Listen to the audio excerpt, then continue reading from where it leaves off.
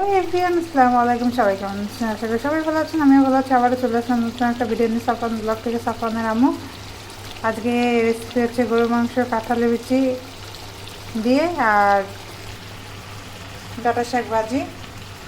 তো এখানে ডাঁটা শাক সেদ্ধ করা হয়েছে, চুলায় দেওয়া হয়েছে, আর এই পাশে গরুর মাংস কষানো হচ্ছে কাঁঠালের বিচি দিয়ে।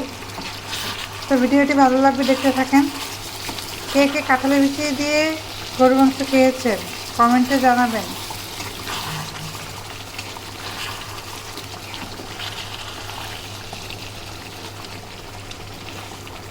দুইটা আলুও কেটে দিয়েছি এর ভিতরে, এখন কষিয়ে নিচ্ছি ভালোভাবে। দেখেন কালারটা কত সুন্দর আসছে, অসাধারণ একটা কালার আসছে। তো ভিডিওটি দেখেন। জলের পানি দিয়ে দিয়েছি,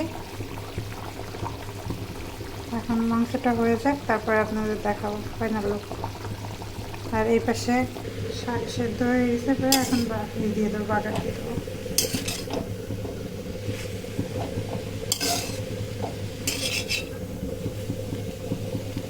এখন এই পাশে পেঁয়াজ রসুনটা ভেজে নিচ্ছি শাক ভাজির জন্য। আর এইখানে গরু মাংসটা হচ্ছে।